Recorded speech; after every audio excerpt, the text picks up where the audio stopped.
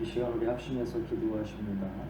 수요 화족 예배로 모이게 하신 귀한 은혜를 하나님께 감사를 드리고, 특별히 우리가 예배는 여러 차례 드리지만 매일매일 다른 마음으로 또 새로운 것을 기대하는 마음으로 하나님의 말씀을 기다릴 수 있게 해달라고, 수요일은 수요일대로, 주일은 주일대로 우리에게 부여해 주시는 은혜가 다른 것을 우리가 잘 깨닫고, 오늘 특별히 우리에게 주실 은혜가 어떤 것인지 그 은혜를 하나님께서 마음껏 우리에게 주시고 평안한 시간 되게 해달라고 통성으로 합심해서 기도합니다.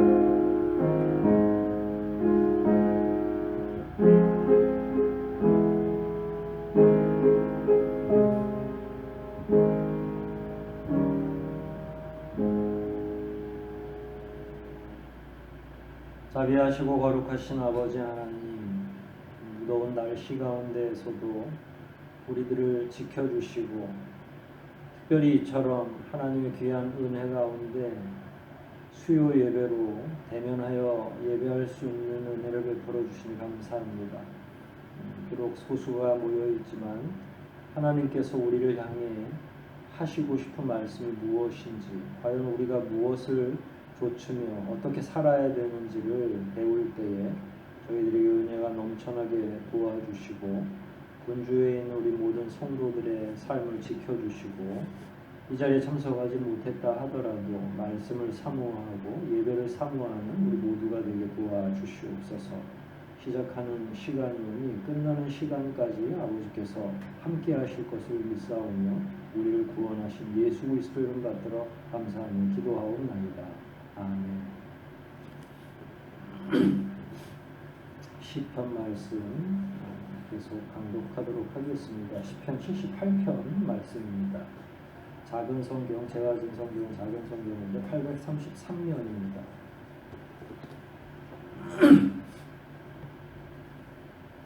시편이라고 써있네요.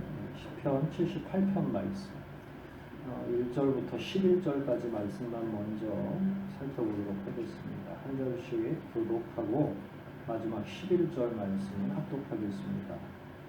시편 78편 1절로 11절까지 말씀을 교독하도록 하겠습니다. 제가 먼저 1절부터 읽기를 시작하겠습니다. 내 백성들아, 나의 가르침을 듣고 내가 하는 말에 귀를 기울여라.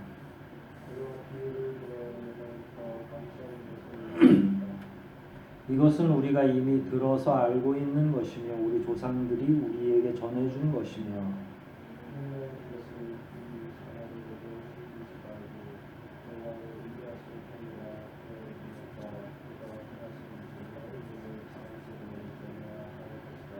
여호와께서 이스라엘에게 율법을 주시고 우리 조상들에게 명령하셔서 그것을 그 자녀들에게 가르치도록 하셨으며,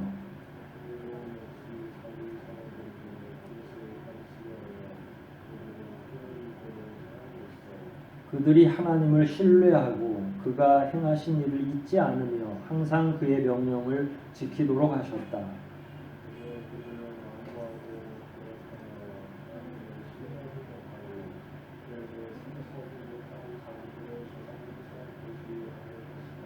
에브라임 자손들은 활로 무장했으나 전쟁이 일어나자 달아나고 말았다.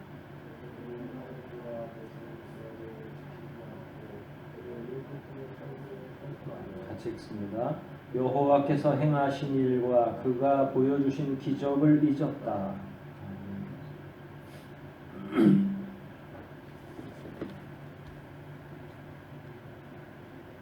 78편은 정확하게 하나의 사건을 이야기하진 않아요. 하지만 9절, 10절, 11절을 근거로 해볼 때 북이스라엘의 전체적인 남유다 말고 북이스라엘의 전체적인 배교로부터 포로 생활까지 하나님을 신뢰하지 않은 자들이 당하는 고난을 당한 뒤에, 그러니까 포로기 이후에 그 포로가 된 배경으로서 하나님을 신뢰하지 않았던 것, 이런 내용들을 하나의 이야기로, 교훈으로 삼고 있습니다. 시대적인 배경이 정확하지는 않지만 아무래도 이건 포로기 이후에 자신들의 삶이나 자기들이 살아왔던 그 과정에 대해서 포로가 된 다음에는 굉장히 많은 사람들이 후회하고 하나님 앞에 돌아왔죠. 그래서 그런 내용들을 토대로 해서 상기시키기 위한 하나의 교훈이라고 할 수 있습니다. 거기 보면 가운데 78편 위쪽에 보면 붉은 글씨로는 하나님과 거역하는 이스라엘 백성이라고 하는 부제가 붙어있고 아삽의 교훈시라고 이야기하죠. 교훈이라고 하는 방식은 여러 가지가 있겠지만 예전의 사건을 교훈 삼아서, 특히 유대인들은 예를 들어서 하나님을 섬기는 것이 얼마나 위대하고 큰 좋은 일인지를 이야기하기 위해서 그 믿음의 결과로 출애굽 과정이나 이런 내용들을 이야기처럼 쭉 설명해가지고 교훈하는 경우도 있죠. 오늘 교훈은 반대의 교훈인 거죠. 망하게 된 교훈, 망한 데에서 얻어오는 반면교사의 교훈들이 그 가운데 포함되어 있고, 이걸 일컬어서 이제 아삽이 지금 교훈의 시다 이렇게 표현을 하고 있는 겁니다. 그러면 아삽이 뭘 이스라엘 백성들에게 교훈하고 싶은가, 그 내용을 좀 하나하나 살펴보도록 하겠습니다. 1절은 그냥 평형이다. 내 백성들아 나의 가르침을 듣고 내가 하는 말에 귀를 기울여라. 이스라엘 백성들을 향해서 하나님이 하신 말씀들을 중개하는 선지자 혹은 말씀을 대신 증거해주는 예언자, 이렇게 표현될 수 있고요. 때로는 선지자나 예언자처럼 나가서 어딘가로 나가서 선포하는 행위를 하지 못한다 할지라도 이렇게 글을 쓰거나 시 같은 경우는 시편 같은 경우는 시이면서 동시에 성가대에서 찬양하는 노래거든요. 그러니까 이런 형태로도 또 이야기할 수도 있죠. 그런 면에서 아삽도 시를 지은 지은이면서 동시에 선지자의 역할을 하는 거죠. 하나님의 말씀을 전달하는 그 역할을 이스라엘 백성들에게 자기 스스로가 하는 거죠. 그러니까 선지자 같은 역할을 하는 거고, 그런 의미에서 이제 1인칭인데 이건 아삽 스스로가 얘기하기도 하고 하나님이 그 명령하는 내용으로서 1인칭으로 사용되는 거죠.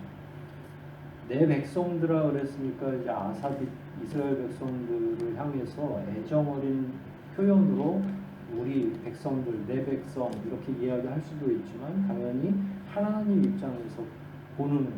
이스라엘 백성들 하나님의 백성이니까 나의 가르침을 듣고 내가 하는 말에 귀를 기울여라. 늘 이런 심정으로 이야기하지만 모든 사람들이 말을 듣고 귀를 기울이는 건 아니죠. 사실은 그 자리에서는 경청하는 척을 할 수가 있습니다. 분위기도 그렇고 경청해야 될 것 같고, 하지만 듣는다라는, 이렇게 자기의 힘을 기울여서 듣는다고 하는 건 귀만 열어놓는 게 아니라 마음도 열어놓고, 또 귀와 마음뿐만 아니라 그게 자기 삶 속에서 놓아지고 행동으로 하라 하는 건 하고 하지 말라 하는 건 하지 않는 행동으로까지 연결이 되어야 그게 비로소 귀를 열어주는 거죠. 귀를 열어라 그래서 예 말씀하십시오 다 듣고 있습니다 라고 이야기하고 표현하지만 실제로 만일 그렇게 얘기해 놓고 행동으로 실천으로 옮길 의도가 없거나 그럴 의지가 없는 거라면 그건 듣는 게 아니죠. 그러니까 청각적으로 듣는 것처럼 할 뿐이지 그거는 그 안에 이미 완고함이 포함되어 있는 거예요. 나는 들어도 그대로 실천하지는 않을 거다라고 하는, 그리고 그렇게 완고하지 않다 하더라도 삶의 현장에서 실제로 실천하지 않고 망각하는 것도 거기에 다 포함이 되는 거죠. 결국은 무지나 망각이나 50보 100보 차이밖에 나지 않는 거겠죠. 2절도 유사하고요. 3절도 같은 내용입니다. 내가 비유를 들어 옛날부터 감추어진 것을 말하겠다. 그러니까 귀를 기울이라고 했으니까, 그런데 비유이면서 동시에 옛날부터 감추어진 것 이렇게 이야기하고 있어요. 왜 이렇게 얘기했을까요? 더 재미난 건 3절에 보면 2절과 3절이 어울리질 않아요. 왜냐하면 2절에서는 분명히 비유인 거고 또 감추어진 건데, 그래놓고 3절에서는 사실 이건 우리가 이미 다 들어서 알고 있는 것이고 우리 조상들이 우리에게 전해준 것이야. 이거는 비밀은 아니죠. 3절에 의거하면 뭔가 감추어져 있는 건 아니죠.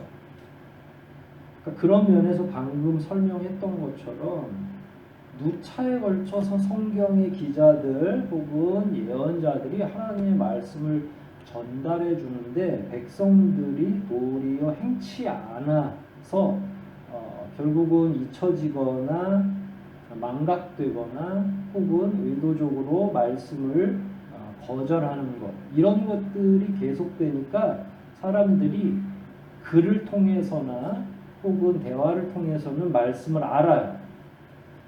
교회를 오래 다니다 보면 대충 설교를 알아듣죠. 어린애들도 다 알아듣습니다. 근데 이게 그냥 귀로 듣는다고 다 알아들어지는 건 아니죠. 진짜 알아들어지려면 그 비밀한 게 깨달아져야 되는 거죠. 그 비밀이라고 하는 건 하나님의 말씀에 그 감추어져 있는 부분은 글쎄요, 이게 여러 가지 의미가 있겠으나 적어도 두 가지 의미는 있어요. 하나는 지식적으로도 그렇고요. 지식적이라고 하는 것도 하나님의 말씀이 다들 대부분이 쌍을 이루고 있어요. 구약은 신약으로 풀고 신약은 구약으로 풀라고 하는 말씀이 있는데 이게 다 예언의 말씀이면서 동시에 실현되고 있는 거니까 구약의 어떤 말씀이 말씀 안에서 해결되거나 연결되어 있는 경우가 대부분이라는 거예요. 왜냐하면 알아듣지 못할 말씀을 하나님이 우리에게 주실 까닭이 없거든요.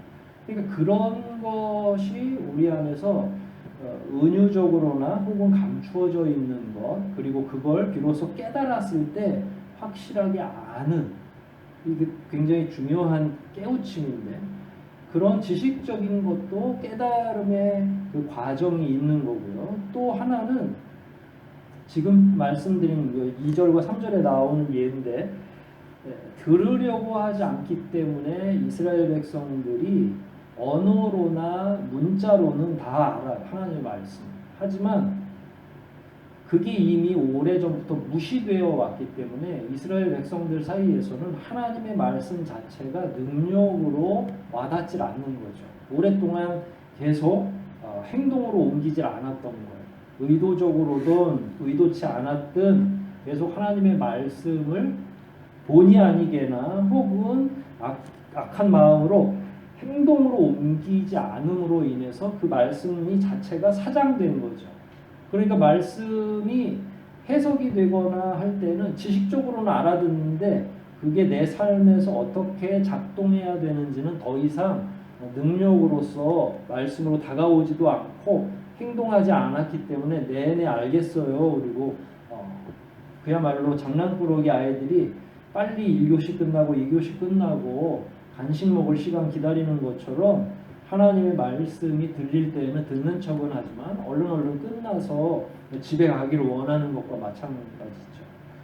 오늘 우리도 한 3명 정도, 저 포함해서 4명이 모였는데 2년 정도 우리가 온라인으로 예배하고 수요 예배는 하지 못하고 있는 상태에서 영상으로 드린 지 얼마 안 됐었죠. 그러고 나서 영상으로 계속 드리는데 저도 보통 여기에 있으면서도 영상도 켜놓으면 들어와서 예배하는 사람이 없어요.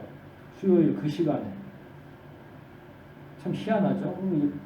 편의를 위해서 영상으로 이렇게 해주면 다 듣고 뭐 다 행동하지는 않더라도 경청할 줄 알고서 그 기대를 가지고 사실은 영상으로 힘들게 하는 거거든요. 그런데 그 시간에 딱 들어와서 그 영상을 보는 사람은 전도사님 모친하고 저밖에 없는 거예요. 카운터를 보면 딱 두 사람인데 항상 그렇게 확인해 보거든요. 그러면 말을 해도 안 듣는 거죠. 그러다가 이제 오늘 같이 예배드리자 하니까 아무도 안 와요. 이건 뭐냐면 시간이 지속되면서 자기 몸 안에 이미 하나님의 말씀이나 혹은 그동안 우리가 가지고 있었던 말씀에 순종하려고 하는 행동이 굳어져 버려가지고 예배 오는 게 이제 힘들어지는 거죠. 미국 교회는 이미 수요 예배, 금요 예배 이런 거 하나도 없죠. 새벽 기도도 없고 그러니까 안 하기 시작하면 주일 예배 한번 딱 드리고 마는 거예요. 그런 시스템을 부러워할 수도 있겠죠. 하지만 한국 교회가 나왔고 여태까지 하나님의 말씀과 예배의 은혜라고 하는 건 뭐 예배를 많이 드린다고 해서 은혜가 되는 건 아니지만 그럼에도 불구하고 우리 각자가 혼자서는 자기 믿음 생활을 하기 어려우니까 그렇게 해서라도 같이 모여가지고 예배하는 가운데 은혜를 얻는 경우가 다반사였는데 이제는 코로나 지나고 나니까 다시 회복되기가 어려운 거죠. 자기 각자의 관성대로 이루어지니까. 그러니까 2절과 3절에 비우고 감추어져 있는데 원래는 알던 거예요. 그러니까 사람들이 다 듣던 거죠. 하지만 오랫동안 들으려고 하지 않았고 귀 막고 있는 상황이었기 때문에 비밀처럼 보여지는 거예요. 참 아이러니죠. 근데 이게 더 대단한 건 유대인들을 향해서 하고 있는 거예요. 이 말씀 자체가.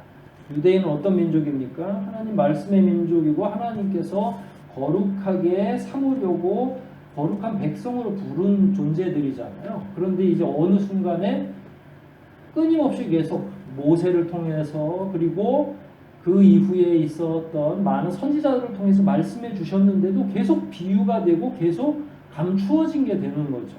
그러니까 하나님이 침묵한 기간은 그렇게 길지 않아요.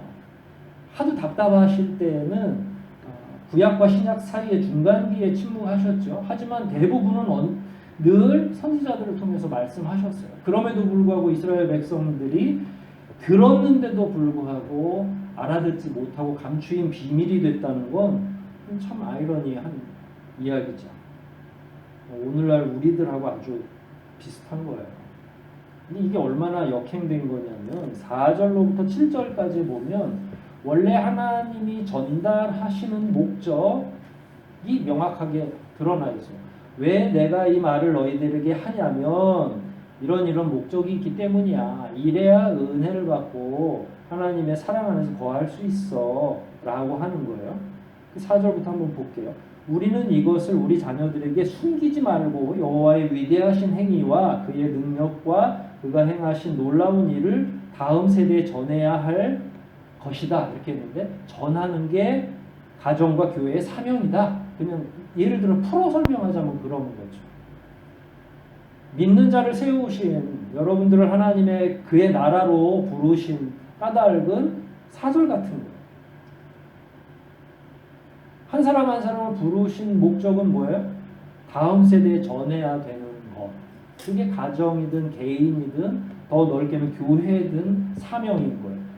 5절과 6절 살짝 건너뛰었다가 7절 먼저 공부해 볼게요. 그들이 하나님을 신뢰하고 그가 행하신 일을 잊지 않으며 항상 그의 명령을 지키도록 하셨다. 결과로 이렇게 후배들, 우리의 후손들에게는 항상 그의 명령을 지키도록 하게 하시려고 4절처럼 계속 했던 건데 역사를 되짚어 보니까 1, 2, 3절처럼 돼 있다는 거예요. 더 이상 사람들이 하나님의 말씀을 듣는 척은 하지만 결국은 아둔해지고 어리석어져서 들어도 무슨 말인지를 모르는 거예요. 홍수에 마실 물이 없다고 그러죠. 물은 많은데 이 시대에도 교회가 6만 교회가 넘고 목회자가 10만 명이 넘을 텐데 하나님의 말씀을 제대로 증거하고 그랬으면 제대로 사는 평신도들이 자꾸 늘어나야 되는 건 기정사실이죠. 그러나 조금 더 냉정하게 그런 수치들을 바라보면 하나님 앞에 부끄럽죠. 지금 78편은 우리 한국 사람들, 우리 교회에 하시는 말씀하고 아주 비슷해요. 똑같아요. 여기서 벗어나서 우리는 자신 있습니다 라고 말할 개인, 가정, 그 교회는 거의 존재하지 않겠다 싶어요. 왜냐하면 우리 스스로 우리가 알고 있잖아요. 다시 4절부터 볼게요. 4절은 말씀하신 것처럼 이렇게 하는 게 우리에게 말씀을 주신 목적이야. 다음 세대에 전해야 해. 5절도 마찬가지죠. 여호와께서 이스라엘에게 율법을 주시고 우리 조상들에게 명령하셔서 그것을 그 자녀들에게 가르치도록 하셨다. 분명히 목적이 있죠. 가정이든 여긴 이스라엘이라고 했으니까 이스라엘은 백성 전체를 의미하는 거죠. 그 백성 안에 이건 교회이면서 동시에 국가이고 국가이면서 동시에 부족으로 나눠져 있고 12지파를 하나님께서 나누셨잖아요. 그리고 그 12지파 한 사람 한 사람 이름까지 정확하게 기억하고 있고요. 배우나 또 왜 자꾸 째려봐라. 응? 실눈 뜨고서 등대 의자에서 그러니까 자꾸 이게 비유로 들리고 감춰진 것으로 들리는 거야. 5절 다시 볼게요. 율법을 주시고 한 이유는 이스라엘 백성들 국가이면서 가정이면서 족속이면서 지파이면서 개인이면서 이런 모든 사람들에게 다음 세대를 가르치도록 율법을 주시고 예언의 말씀을 주신 거다라는 거예요. 그리고 6절에서 그들도 역시 또 이제 다음 세대에 말하는 거예요. 이게 계대 언약이라고 하는 거죠. 세대를 지나서 한 세대 한 세대 그 언약을 계속 유지하고 다음 세대에 가르쳐야 되는데 6절은 또 그 얘기예요. 그들도 역시 또 자기 자녀들에게 그것을 가르치게 하여 대대로 그 율법을 전함으로써 목적인 7절을 성취하도록 하는 거죠. 본문 자체가 어려운 말씀은 없어요. 워낙 이 성경 자체도 쉽게 해석을 해놨고 번역 자체도 그 다음에 내용도 우리가 진짜 잘 알고 있는 내용이에요.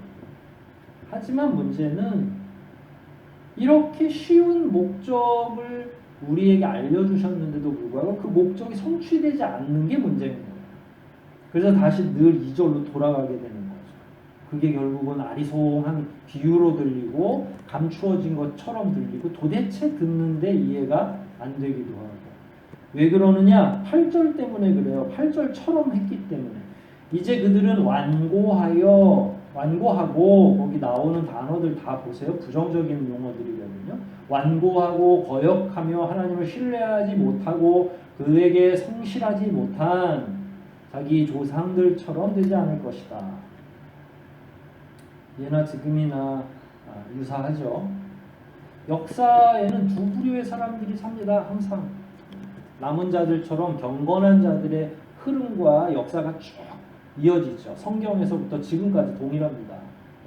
그 안에 사도들도 있고 거룩한 경건한 백성 가운데 7집사도 있을 것이고 많은 순교자들이 있고 역사상 지금까지 그 별처럼 빛났던 거룩하고 경건한 백성들의 역사가 쭉 흘러오지만 반대도 있죠. 반역의 역사도 있죠. 하나님을 거역하고 그런 자들에게는 늘 하나님의 말씀이 자기네 언어로 들려지고 읽혀지지만 이해가 되지 않는 거예요. 한국어로 이렇게 쉽게 번역됐는데 이 번역된 성경을 읽어준다고 모든 사람들이 다 알지 못하죠. 그럼 마찬가지죠. 8절에서 4절에서 7절까지의 내용처럼 해야 되는데 8절에서 그 이야기를 하는 거예요. 도대체 반역해서 안 된다. 그 반역의 실체가 뭐냐면 9절, 10절, 11절에 나오는 거예요. 그럼 도대체 하나님께서는 왜 이들에게 이런 경계의 말씀을 또 하셨는가? 9절 보면 에브라임 자손들은 활로 무장했으나 전쟁이 일어나자 달아나고 말았다. 이건 한 지파를 의미하는 건 아니에요. 에브라임 자손은 여기에서 북이스라엘을 의미하는 거예요. 왜냐하면 북이스라엘이 하나님께 거역하고 특히 다윗 왕조 다음에 솔로몬이 됐잖아요. 솔로몬 다음에 나라가 둘로 찢어지잖아요. 그때 에브라임 지파를 중심으로 해서 북이스라엘이 다 하나님께 반기를 드는 거예요. 그러니까 여기서 에브라임이라고 하는 건 결국 누구를 가르치냐면 거역한 북이스라엘 백성들 전체를 가리키는 거죠. 근데 이거는 8절에 종속된다고 그랬죠. 하나님의 말씀을 거역하는 자들, 완고하고 거역하고 신뢰하지 못하고 성실하지 못한 자들 가운데 실예를 한두 사람을 든 게 아니라 북이스라엘 역사 자체를 아까 처음에 말씀드렸죠. 이 아삽이 지은 이 시편은 사실은 언제쯤 기록되었을까 생각했을 때 포로기 이후에 사건들이 잘 정리된 것 같다라고 말씀을 드렸잖아요. 그러니까 포로로 잡혀가서 후회한 거죠. 뭘 후회했겠어요? 포로로 잡혀가는 사람들이 당연히 북이스라엘 사람들이 더 많이 빨리 더 먼저 잡혀갔겠죠. 그 사람들이 무슨 후회를 했겠어요? 일단은 하나님을 거역했던 우상을 숭배했던 우상 숭배의 죄. 그 우상 숭배와 더불어서 우상 문화 안에 아주 홀딱 젖어 들어간 거죠. 통혼하기도 하고 우상을 자기네 그 문화 안으로 들여오게 하기도 하고 뭐 여하튼 그러면서 에브라임을 중심으로 심지어 하나님의 말씀 다윗을 통해서 하나님이 거룩한 이스라엘의 역사를 연결하려고 했는데 아예 그 약속을 우상 숭배는 넘어서서 아예 그런 약속까지도 전부 깨트려 버린 거예요. 그 내용이 그 뒤에 있는데 그들이 하나님과 맺은 계약을 지키지 않고 그의 율법대로 살기를 거절했고 그러니까 이거는 두 가지 의미죠. 그 율법 하나님과 맺은 계약이라고 하는 건 아브라함부터 내려온 계약이죠. 거룩하게 사는 것은 물론이고 중간중간에 하나님이 말씀하셨던 다윗을 통해서 이스라엘 전체의 역사를 계속 이어가시기를 원했던 게 하나님의 뜻인데 그것까지도 북이스라엘에서는 아예 헌신짝 취급하고 본인들이 알아서 왕을 세운 거죠. 결국은 그들은 하나님의 맺은 계약도 하나님과 맺은 계약도 다 깨뜨렸죠. 율법대로 살기를 거역했죠. 율법대로 산다는 건 그동안 하나님이 주신 말씀들을 아예 거역한 거예요. 우상 숭배까지 전부 다 포함되어 있는 거죠. 그러니까 하나님의 큰 계획도 아예 받아들이려고 하지도 않고 하나님이 주신 말씀도 거절하고 있고 그리고 11절에 여호와께서 행하신 일과 그가 보여주신 기적을 잊었다. 이게 이제 과거부터거든요. 2절 보면 다시 2절로 돌아갈 수밖에 없어요. 그 기적이 언제적 기적이냐면 옛날부터 있었던 거 있잖아요. 그게 2절이에요. 그러니까 예전부터 하나님이 기적을 베푸셨고 그걸 구전을 통해서나 기록을 통해서 이스라엘 백성들에게 알려주라고 4절로 7절까지 나왔는데 그게 다 망각되니까 그 기적을 다 잊어버린 거잖아요. 하나님의 은혜와 하나님의 기적을 잊은 백성들에게는 미래가 당연히 없겠죠. 한 사람 한 사람이든 혹은 그게 민족이 되든 상관없어. 이스라엘 백성들이 하나님의 은혜 가운데 받았던 그의 행하신 큰 일과 기적은 몇 가지가 될 것 같아요? 수도 없이 많죠. 민족적으로부터 시작해서 일단 아브라함을 선택하시는 하나님의 놀라운 기적들. 그래서 한 사람 한 사람을 따져보면 아브라함부터 시작해서 족장들의 시대 다 가고 열왕기 들어오기 전까지도 하나님께서 한 사람 한 사람을 불러주시고 인도해 주시는 역사가 어마어마하죠. 그러니까 개인적인 기적도 있는데 이제 출애굽시켜주는 아직 국가로 형성되지 않았지만 출애굽시켜주는 민족적인 기적이 있었죠. 그 다음에 이스라엘 백성으로 점점 성장하면서 왕조로 들어갈 때도 하나님이 단체로 집단으로 기적을 베푸셨어요. 이스라엘 백성들이 똘똘 뭉쳐서 가나안 정복을 했죠. 하지만 똘똘 뭉친다고 정복할 수 있는 건 아니죠. 하나님의 그 놀라우신 싸워주시는 은혜, 그 기적이 없이는 여리고성은 어떻게 정복을 할 것이며 나머지 성들을 어떻게 정복했겠어요. 그러니까 개인으로 봐도 어마어마한 많은 사람들에게 은혜를 베푸시고 기적을 베푸셨죠. 그건 4절에서 7절까지 나오는 자기 가계도 안에서 하나님이 우리 가정에게 나에게 이렇게 은혜를 베푸셨어라고 다음 세대에 말하도록 되어 있는 거예요. 국가적으로도 원래 그래야 되는 거예요. 그러니까 개인도 잊었고 국가도 다 망각하고 있는 거예요. 유대인들은. 그렇기 때문에 다 포로로 잡혀갈 수밖에 없는 거죠. 하나님의 귀한 은혜와 그 역사를 망각한 백성에게는 그 미래도 없고 비전도 없는데, 그러면 이걸 오늘날 우리들에게 적용시킨다면 우리는 어떻겠어요?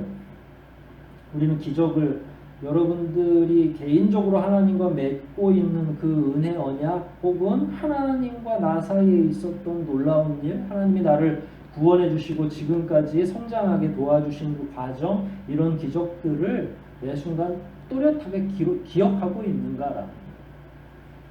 다행히 우리가 아직 결혼을 안 해서 청년들 같은 경우는 4절, 5절, 6절처럼 누군가에게 후손들에게, 자녀들에게 가르치지 못한, 그거는 다행이겠죠. 하지만 이거는 전도의 문제에도 여기 포함되거든요. 우리 후배들에게 이런 내용들을 잘 가르쳐야 되는데, 언제 잘 가르칠 수 있냐면 경험이 있을 때, 경험이 있는 교사가 잘 가르쳐요. 어떤 경험이죠? 여긴 신앙 경험이잖아요. 하나님으로부터 내가 받은 은혜의 체험 자체가 생생하게 살아있는 사람이 자기가 맡은 학생들, 어린 자녀들에게 잘 가르쳐줄 수 있어요. 생생하게, 생동감 있게. 하지만 그런 경험이 있기는 한데 그게 다 망각되거나 아사모사 해가지고 잊혀지면 실제로 실감나게 가르치기가 어렵죠. 마치 과거에 대해서 점점 잃어버린, 망각하기도 하고 불행하지만 치매 걸린 것처럼 말이에요. 그러면 어떻게 가르치겠어요? 그러면 다 감춰져 버리는 거죠. 그럼 다음 세대는 우리가 가진 죄가 거기 더 커지는데, 그럼 우리가 전하지 않으면 다음 세대에 누가 들을 수 있겠어요? 불가능하죠. 그러니까 우리는 망각한 죄도 있지만 계대 언약, 뒤로 이어져야 할 언약을 제대로 알려주지 못한 죄까지 다 뒤집어 쓰게 되는 거예요. 사실 하나님 앞에서 보면. 그러니까 오늘날 우리가 지금 경험하고 있는 이 이상한 현실들, 왜곡되어 있는 현실들은 빨리 회복되지 않으면 하나님께서 굉장히 기뻐하지 않으실 상황인 거는 맞죠. 저하고 여러분이 기도해야 될 일, 감당해야 될 일이 그래서 더 많은 거죠. 그렇다고 해서 예전에 태어났으면 편하겠는가, 미래에 태어나면 괜찮았겠는가, 그렇지 않죠. 이 부채는 시대를 초월해서 늘 있는 부채, 하나님으로부터 받는 부채. 저와 여러분이 하나님의 은혜로 구원을 얻었다면 그 사람은 누가 되든지 4절, 5절, 6절, 7절처럼 다음 사람을 위해서 자기가 받은 은혜를 얘기를 해줘야 돼요. 언제 얘기하면 가장 좋으냐면 우리의 생각이, 우리가 지혜가 아직 있을 때, 생생할 때 얘기해 주는 게 제일 바람직하겠죠. 시간이 가고 날이 가면 우리 권사님들도 그런 말씀 하시죠. 이제는 나는 나가서 전도하는 것도 못하겠고 힘이 들어, 이렇게 이야기하죠. 그때 가면 뭘 어떻게 해야 될지 알지 못해요. 실제로 육신적으로 노쇠해져 가는 게 그래서 사실은 불행한 일이죠. 그때가 되기 전에 우리는 하나님의 말씀을 잘 소화하고 이해하고 누군가에게 증거하고 전달해야 될 책무가 있는 거죠. 이 시대에 저와 여러분을 하나님이 부르셨죠. 하나님이 여러분의 시간표에 맞춰서 나타나시고 여러분들에게 주어진 그 개인의 역사에 맞춰서 여러분들을 만나주신 거예요. 한 사람 한 사람 다 노크했던 시간이 달라요. 근데 하나님이 여러분들을 왜 부르셨겠어요? 여러분 개인을 구원하는 것도 목적이지만 이 은혜의 언약이 다음 세대에, 뒷세대에 전달되는 사명을 우리 각자에게 주신 거거든요.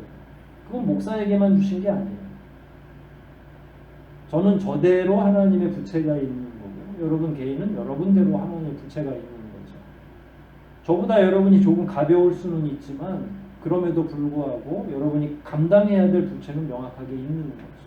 4절, 5절, 6절, 7절을 잘 읽어보시고 내가 감당해야 될 일이 무엇인가. 여기서 삐끗 엇나가게 되면 8절부터 11절처럼 되거든요. 하나님의 말씀을 망각하게 되고 결국은 기적을 망각하고 잊어버리는, 잊혀지게 되는 그런 결과를 맞지 않겠습니까? 마지막 날에는 예수님께서 우리를 우리가 그분을 부인한 자는 예수님도 부인하실 거고 기억나지 않는다고 말씀하시겠죠. 우리가 기억하고 우리에게 맡겨진 이 사명을 잘 감당한다면 주님께서 착하고 충성된 종이라고 두 팔을 벌려서 안아주시지 않겠습니까?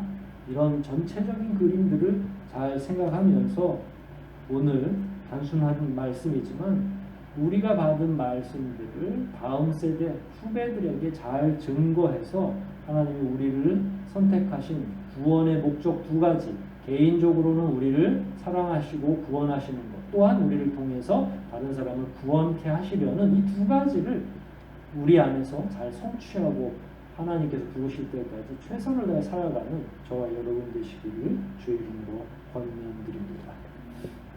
우리 한번 말씀 생각하면서 기도하시겠습니다.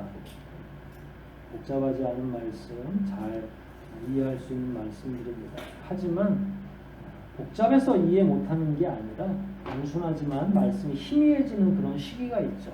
저하고 여러분이 그런 시기를 잘 견뎌내고 버텨내야 되지 않겠어요? 우리에게 주신 하나님의 명백한 사명이 나와 있는데 그 명백한 사명 하나라도 잘 감당하게 해달라고 최선을 다해서 복음대로 말씀 증거하며 살게 해달라고 이 시간 통성으로 함께 기도하시겠습니다.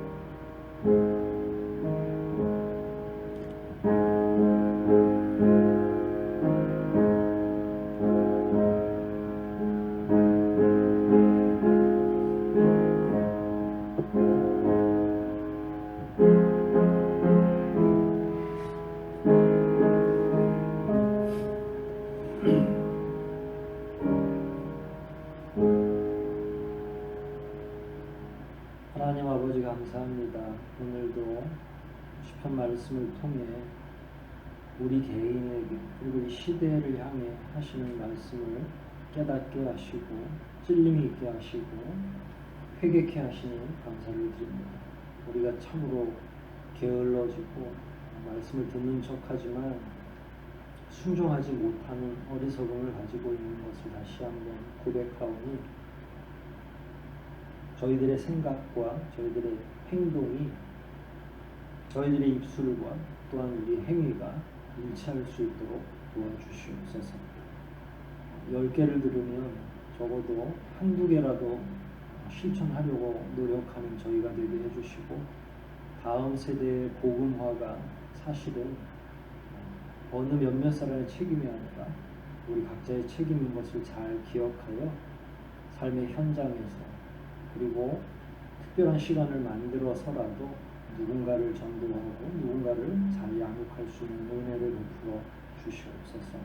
돌아가는 발걸음 인도해 주시고 무더위 가운데 우리 모두의 건강을 지켜주시고 특별히 연로하신 권사님, 집사님들을 돌보아 주시옵소서.